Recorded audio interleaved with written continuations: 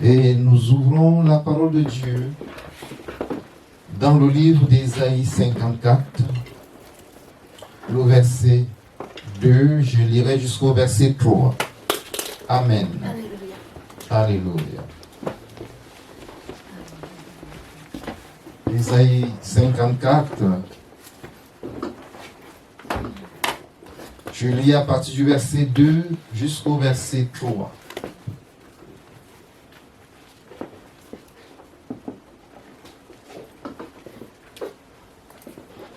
Ok. Nous sommes dans le mot d'ordre de cette année 2025. J'en ai un peu parlé pendant la prière de vendredi pour ceux qui étaient présents. Amen. Je voulais changer, mais je crois qu'il faut que je presse sur ce thème. Alléluia. La Bible nous dit dans le livre d'Ésaïe 54, je lis à partir du verset 2, « Élargis l'espace de ta tente, qu'on déploie les couvertures de ta demeure, ne retiens pas, allonge tes cordages et affermis tes pieux. » Amen. Le verset 3 nous dit, « Car tu te répandras à droite et à gauche, ta postérité envahira des nations et peuplera des villes désertes. » Amen. Amen. Alléluia. Alors, bien-aimés, je vous disais vendredi que dans la parole de Dieu, la tente est un lieu sacré. Amen. La tente est un lieu sacré. La Bible ici nous parle de la tente, de notre tente que nous devons élargir. Et c'est un espace consacré pour des rencontres dynamiques entre le Seigneur et ses brebis. C'est un espace consacré pour des rencontres dynamiques entre le Seigneur et ses brebis. Alléluia. L'Éternel dit à Moïse, dans le livre d'Exode, au chapitre 25, l'Éternel parle à Moïse. Dans le livre d'Exode, au chapitre 25, après la sortie de l'Égypte, dans le désert, la Bible nous dit au verset 1 du chapitre 25, l'Éternel parla à Moïse et dit, « Parle aux enfants d'Israël qu'ils m'apportent une offrande. Vous la recevrez pour moi de tout homme qui la fera de bon cœur. » Amen. Vous la recevrez de moi de tout homme qui la fera de bon cœur. Amen. Vous pouvez souligner le cœur. Le cœur. Tout homme qui la portera de bon cœur. Je lis à partir du verset 8 jusqu'au verset 9. Ils me feront un sanctuaire et j'habiterai au milieu d'eux. Vous ferez le tabernacle et tous ses ustensiles d'après le modèle que je vais te montrer. Amen. Amen. Ici, il parle de sanctuaire. Cette offrande devait servir à faire quoi? À bâtir le sanctuaire. Il appelle encore ce sanctuaire le tabernacle. Amen. Au verset 22.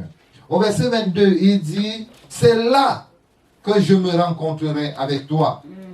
Du haut du propitiatoire, entre les deux chérubins, placés sur l'arche du témoignage, je te donnerai toutes mes instructions, toutes mes ordres pour les enfants d'Israël. Amen. Amen. J'aime cette parole. C'est là où je me rencontrerai avec toi.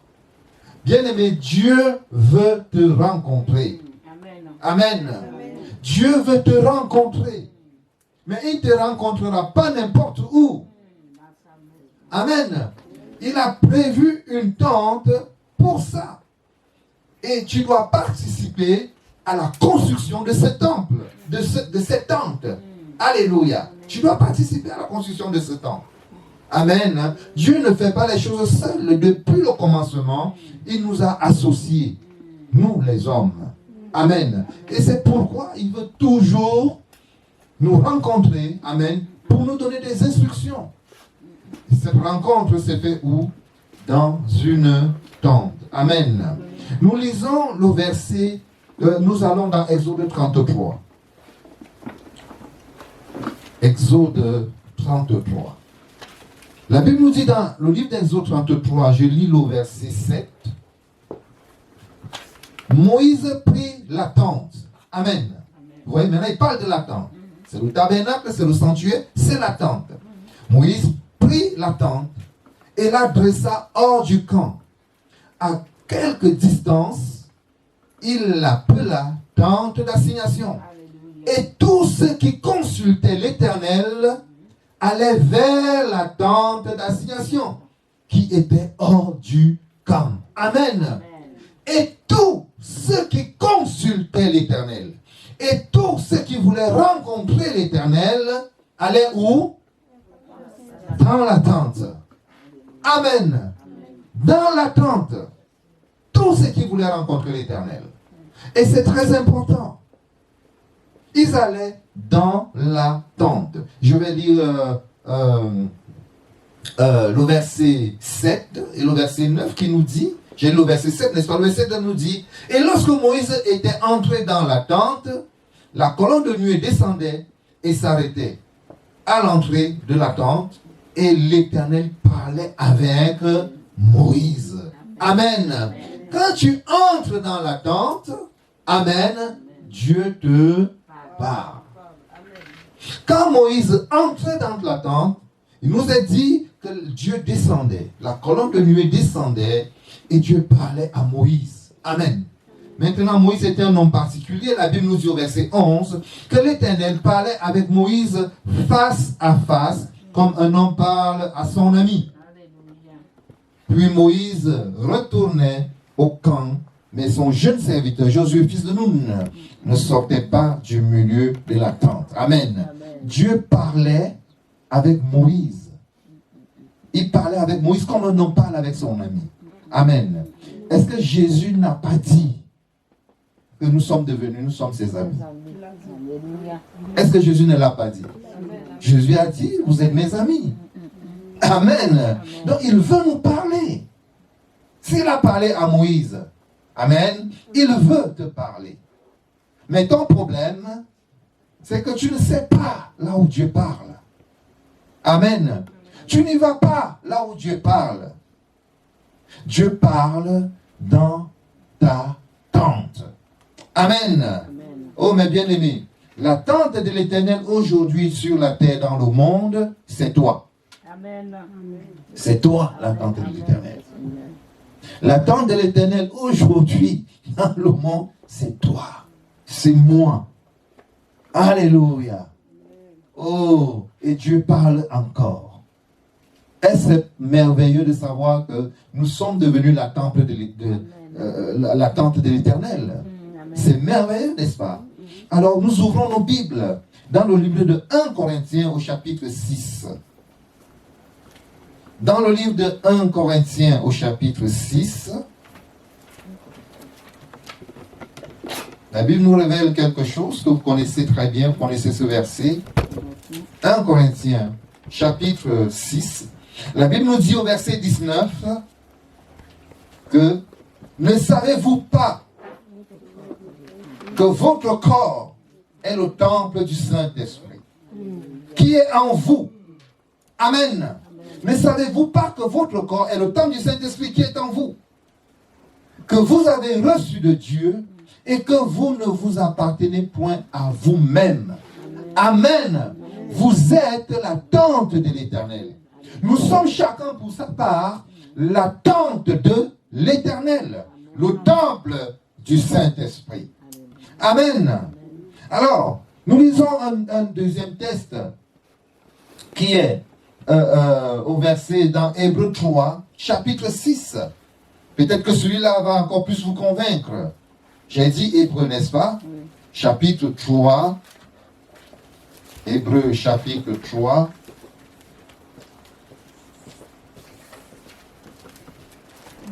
Le verset 6. Il est écrit: Hébreux 3, 6.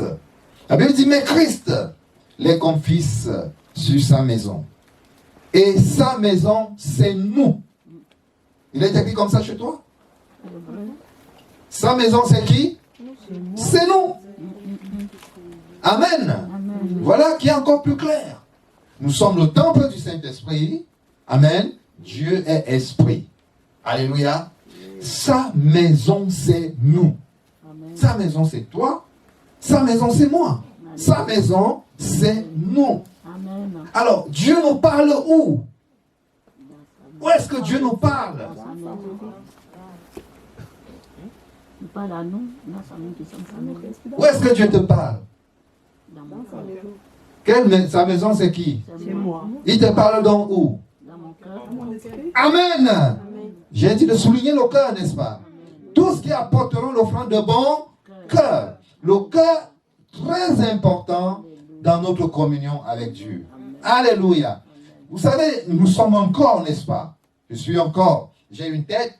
Dieu ne parle pas dans la tête. Amen. J'ai des pieds, j'ai des jambes, j'ai des bras. Dieu ne parle pas aux bras. Alléluia. Dieu parle dans nos cœurs. Amen. Et notre cœur aujourd'hui est la tente de l'Éternel. C'est l'endroit où Dieu te parle. Est-ce que tu as compris? Amen. Alléluia. C'est pourquoi dans le Proverbe 23,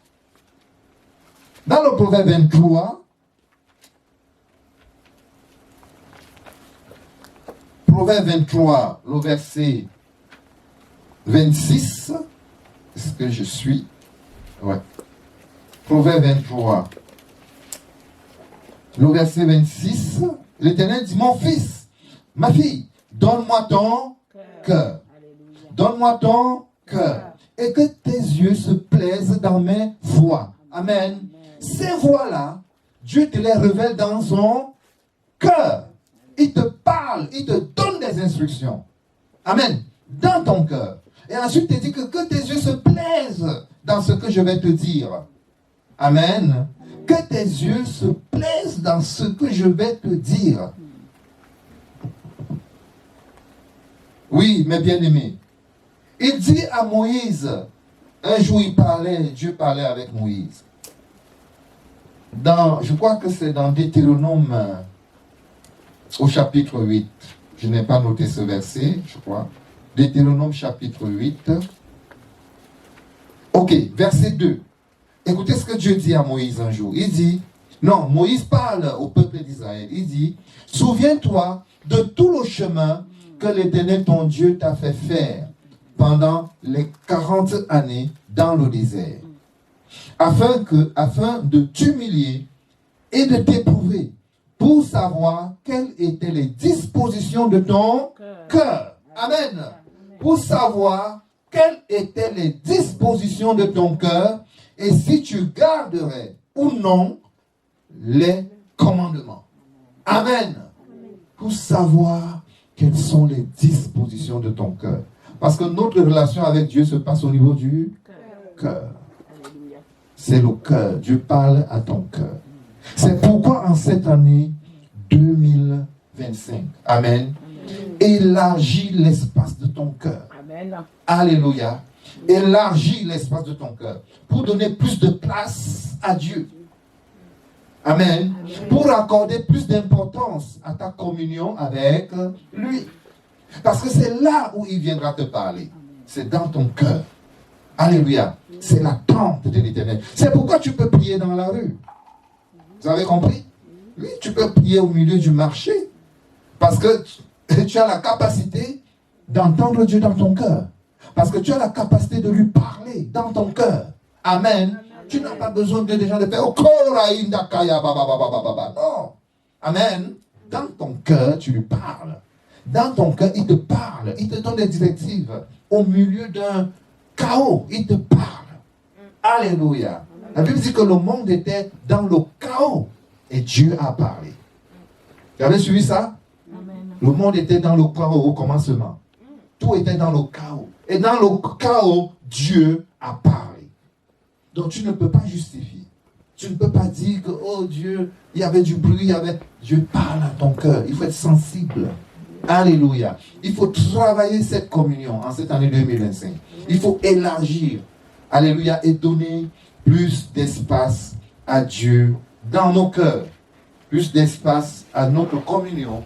Aller plus loin avec Dieu. Amen. Alors, élargir l'espace de notre tente, c'est aussi faire de la place à nos frères et à nos sœurs dans nos cœurs. Amen. Amen. À nos bien-aimés. Nous les appelons bien-aimés, n'est-ce pas? Amen. Ton frère et ta sœur a besoin d'avoir plus de place dans ton cœur. Amen. La Bible nous dit dans 2 Corinthiens au chapitre 6. Dans le livre de 2 Corinthiens au chapitre 6. 2 Corinthiens au chapitre 6. Paul parle, il s'adresse aux Corinthiens. J'aimerais vous dire que l'église de Corinthe était une église des cas.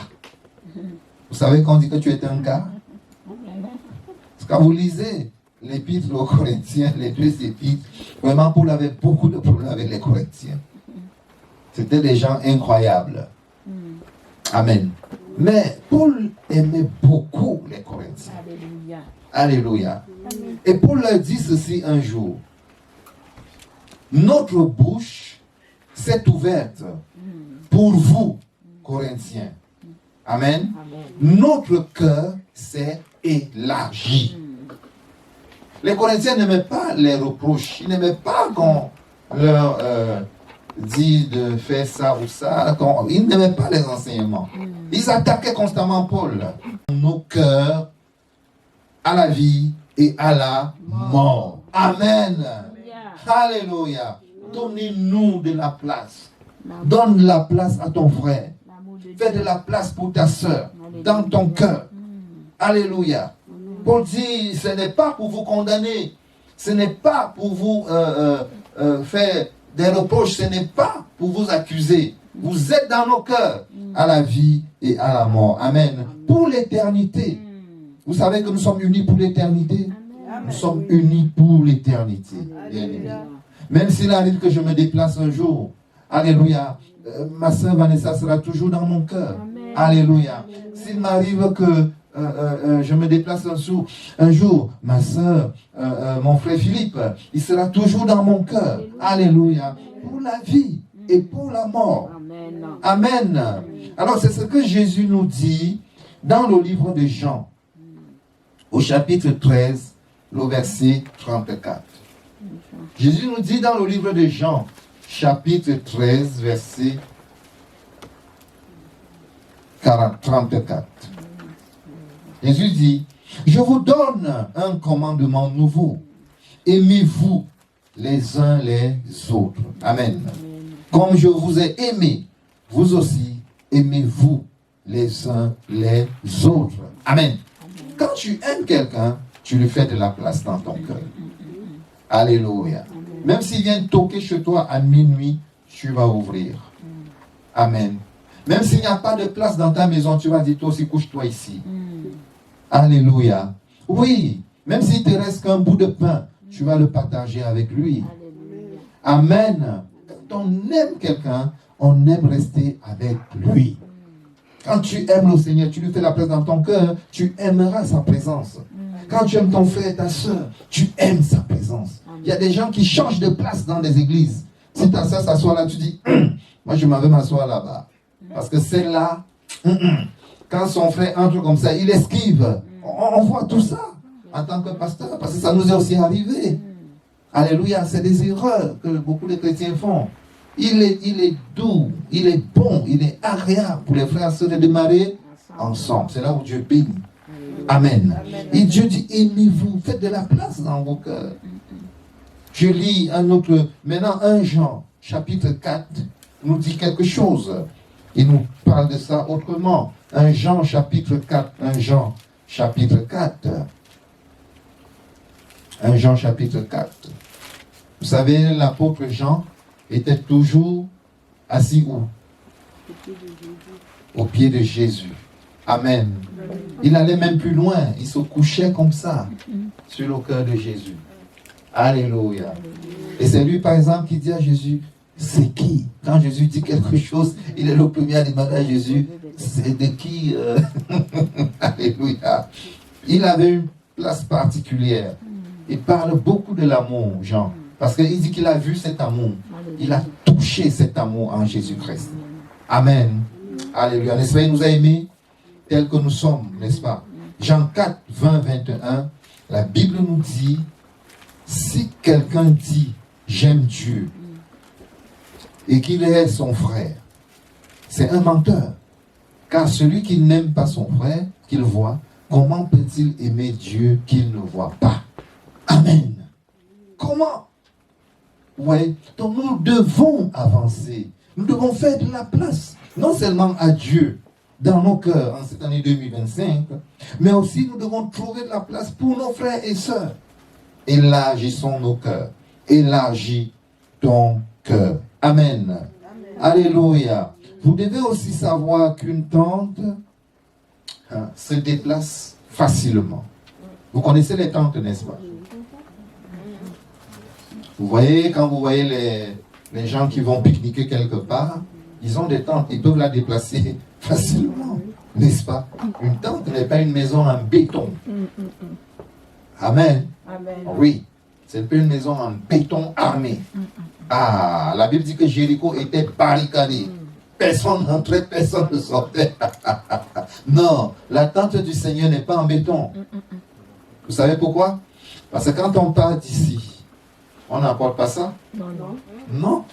Si notre tente est en béton, ça c'est notre tente en béton armé, on aura du mal. Hein? Ah, donc pour partir, c'est très facile. Quand le Seigneur nous dit bouger, on se lève. Amen. On peut prendre quoi? Ça c'est facile à porter. Ça c'est facile à prendre. Ça c'est facile à prendre, c'est à nous. Ça c'est facile à prendre, tout ça. Alléluia. Amen.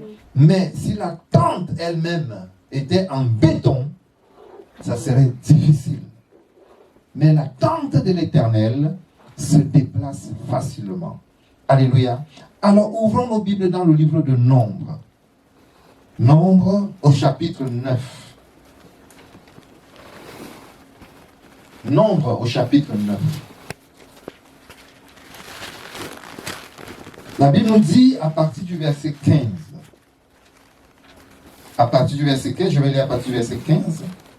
Le jour où le tabernacle ou la tente fut dressée, la nuée couvrit le tabernacle ou la tente, parce que la Bible dit à la suite que la tente d'assignation, et depuis le soir jusqu'au matin, elle eut sur le tabernacle l'apparence d'un feu. Amen. Voilà. Il en fut continuellement ainsi, la nuée couvrait le tabernacle et elle avait de nuit l'apparence d'un feu. Quand la nuée s'élevait, suivez bien, quand la nuée s'élevait de dessus la tente, les enfants d'Israël partaient. Amen. Amen. Quand la nuée se levait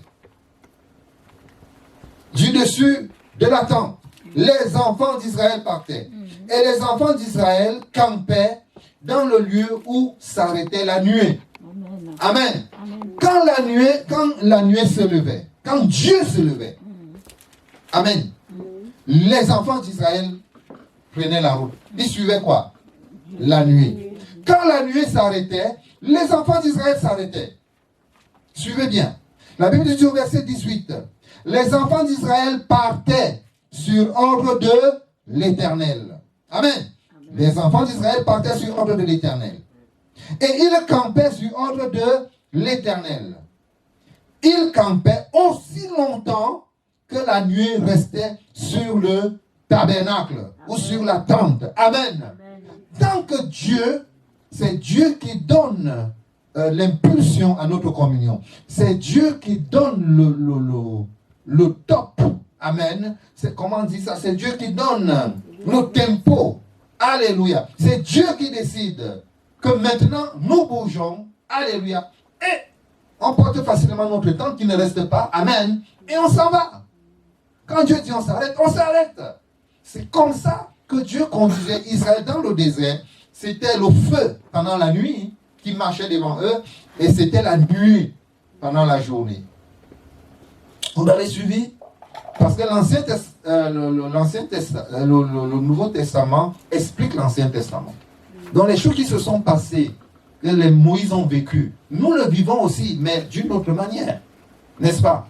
La Bible dit que, et au verset 19, quand la nuée restait longtemps sur le tabernacle, les enfants d'Israël obéissaient au commandement de l'Éternel et ne partaient point. Si Dieu te dit reste là, tu devais rester. C'était comme ça. Quand Dieu dit on bouge, on bouge. C'est pourquoi c'est un espace réservé pour une rencontre dynamique. Notre communion avec Dieu doit être dynamique. Amen. Amen. Ce n'est pas une communion statique, dynamique.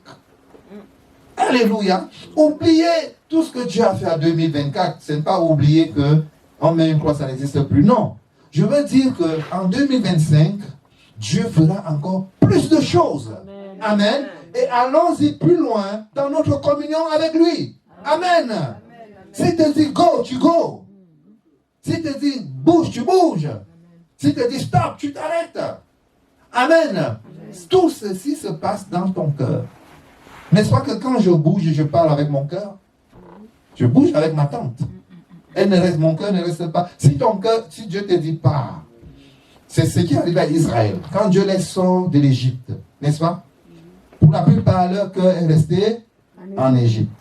Leur tante est restée en Égypte. Du coup, la communion avec Dieu était brouillée. Dieu n'arrivait pas à leur communiquer des choses. C'était difficile, c'était compliqué. Ils ne comprenaient pas. Il y avait toujours de la rébellion. Parce que les tantes, leurs cœurs sont restés en Égypte. Et ils sont partis au désert, nus comme ça, seuls. Et ce n'est pas une situation normale. Quand Dieu te dit de bouger, c'est lui qui donne le rythme à votre communion, qui est dynamique. Amen. Dieu fera encore de grandes choses en 2025. Amen. Nous pouvons lire Exode 13. Exode 13. Exode 13.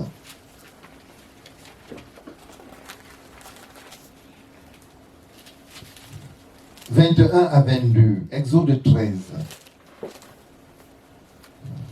21-22. La Bible nous dit dans Exode 13, 21-22, Moïse étendit sa main. Exode, je suis à 14, non, 13, 21-22. 21-22. Voilà. L'Éternel alla devant eux le jour dans une colonne de nuée. Ce que vous disiez tout à l'heure. Pour les guider, pour les conduire. Amen. La Bible dit, dans leur chemin. Et la nuit, dans une colonne de feu. Pour les éclairer, afin qu'ils marchassent jour et nuit. Amen. Amen. Dieu peut te faire marcher jour et nuit. Amen.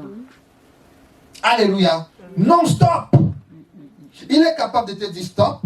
Il est capable de te dire go. Amen. Amen. Maintenant, il est aussi capable de te dire jour et nuit, allez, on y va.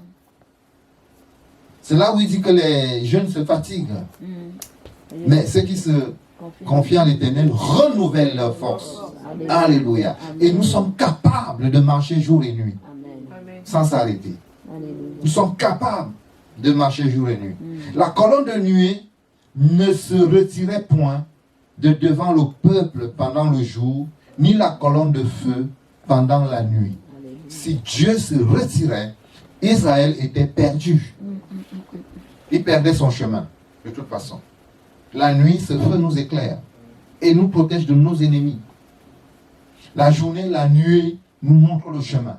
Si Dieu se retire, nous sommes perdus. Amen. C'est pourquoi il est très important d'entretenir cette communion avec le Seigneur dans son cœur. Amen. D'élargir cette place que nous donnons à Dieu. Bien-aimés, en cette année 2025, nous allons, c'est très important, ce point où c'est Dieu qui nous guide, qui nous conduit Allons-y dans Jean chapitre 10.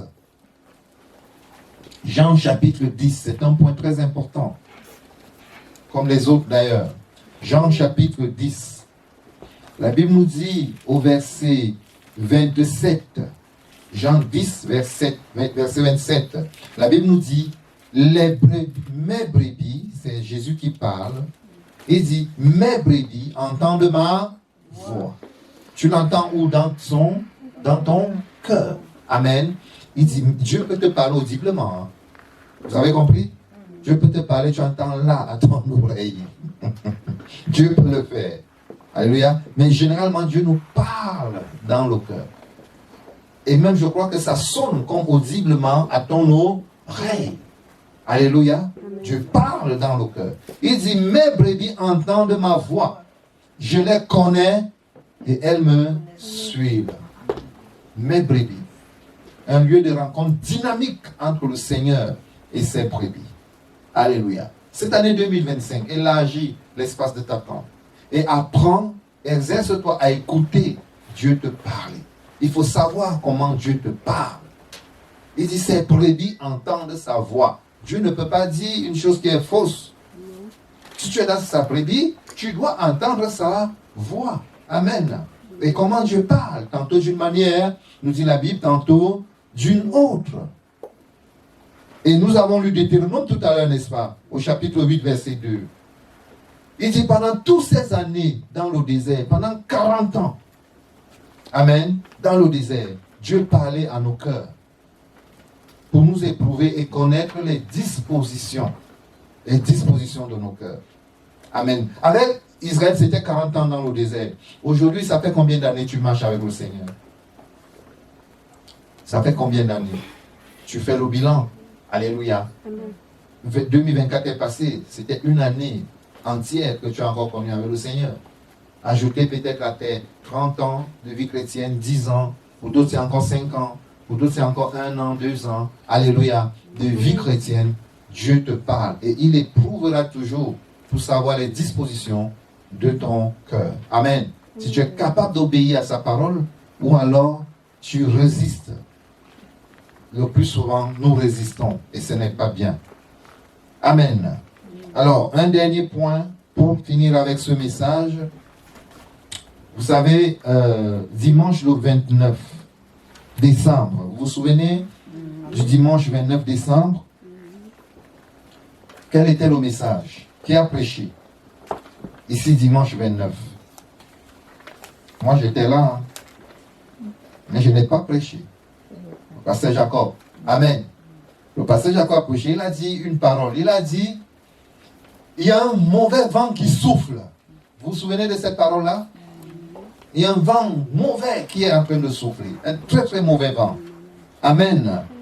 Et moi je crois que cette parole est vraie.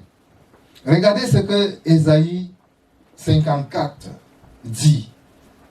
Dans le verset 2. Je lis la partie B. Je lis tout le verset. C'est la partie B qui nous intéresse. Selon que j'ai séparé le texte. La Bible dit, élargis l'espace de ta tente. Qu'on déploie les couvertures de ta demeure. Ne retiens pas. Alors, la partie B pour moi c'est allonge tes cordages. Allonge tes cordages. Car allonge tes cordages et affermis tes pieux. Amen. Qui a une autre version? Allonge tes cordages et affermis tes pieux. Qui a une autre version que celle-là? Qui dit autre chose? Philippe, tu as quelle version? Allonge tes cordages et renforce tes piquets. Oui, lis-la à haute voix, Philippe. Tu as une autre version? Je demande qu'il y a une autre version. Lève-toi, lis-la à haute voix, s'il te plaît, Allonge tes cordages. Allonge tes cordages. Et renforce tes piquets. Et renforce tes piquets. Amen. Amen. Qui a une autre version? Parce qu'avec plusieurs versions, on comprend mieux. Il dit, allonge tes cordages. Une version qui dit, tire tes cordes, tire-les bien. Amen. Et fixe bien tes piquets. Fixe bien tes piquets sur ta tente. Vous voyez, une tente, on la maintient comment au sol? On fixe les piquets comme ça. D'accord? Ok. Mais sachez que si tu ne les fixes pas bien, quand le mauvais vent va souffler, le mauvais vent va t'emporter. Alléluia. Amen. Le mauvais vent va porter ta tente. Le mauvais vent va t'emporter en même temps. Qui souffle. En ce moment, comme le pasteur Jacob le disait la dernière fois. C'est pourquoi la Bible nous dit, dans le livre de Matthieu 7,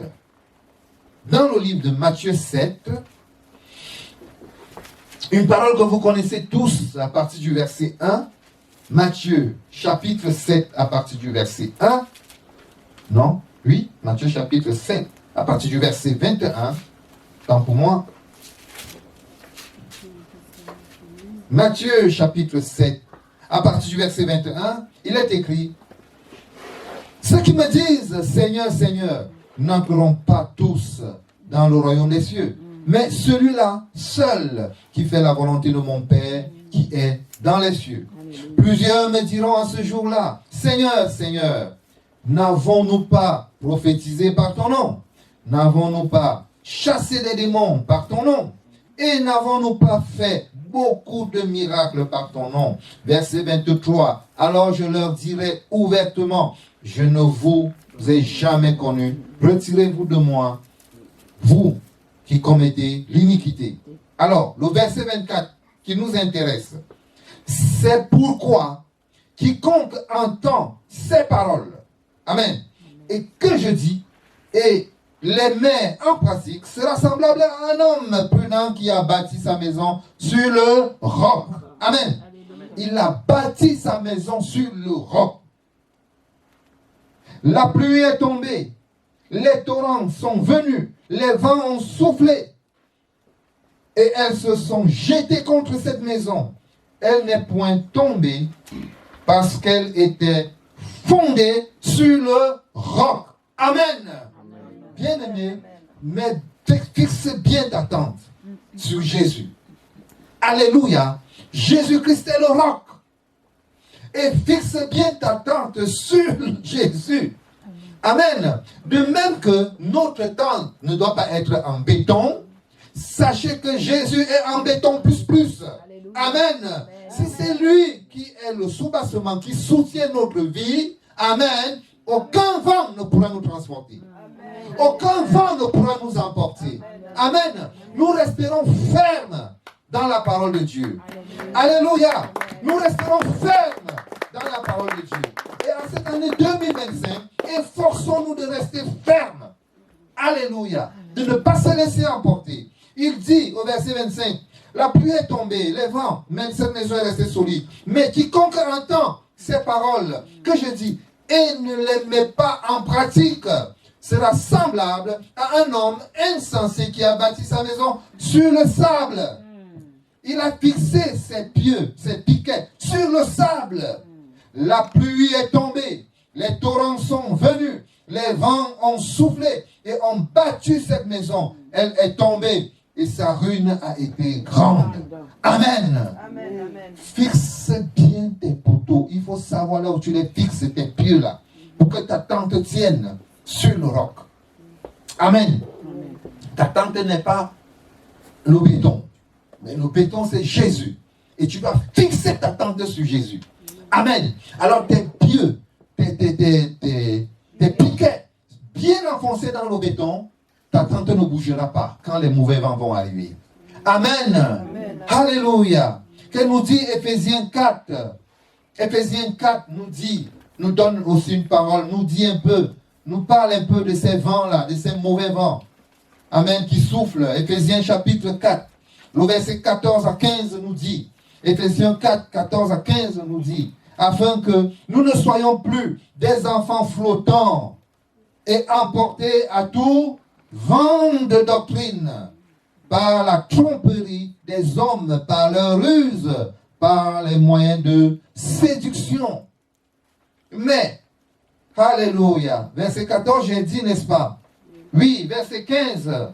Ensuite, mais que professant la vérité dans la charité, donc dans l'amour, nous croissions à tout égard en celui qui est le chef, Christ. Amen. Amen, amen. Amen. Amen. Bien aimés, nous ne devons plus être les enfants qui sont emportés ballottés par toute doctrine, par tout vent. Alléluia. Nous devons fixer nos pieds, nos piquets sur le béton qui est Jésus-Christ. Alléluia. Et personne, aucun vent ne pourra nous emporter. Vous savez, les gens enseignent des choses formidables aujourd'hui. Il faut enseigner des choses qui sortent de je ne sais où pour épater les gens. Amen. Même la Bible dit pour envoûter les gens. Alléluia. Ils ont ces évangiles qui sortent vraiment de l'enfer. Ils veulent inventer des choses que Dieu n'a jamais dit, Dieu n'a jamais fait. Amen. Et tenez bon. Élargis l'espace de ta tente. Amen. Et enfonce bien tes piquets sur Jésus, qui est le béton. Amen. Et tu ne seras pas emporté. Alléluia. Mais je vais terminer ce message avec une note positive. Amen. Une note positive. Alléluia. Parce que nous ne périrons pas. Dieu ne nous a pas appelés pour périr. Amen. Dieu ne nous a pas appelés pour être emportés par ces mauvais vents. Alléluia. Dieu a dit, personne ne peut nous arracher de ses mains. Personne. Amen. Tant que nous resterons ancrés solides en lui. Dans la Bible nous dit, dans le livre de Philippiens, chapitre 1, au verset 6.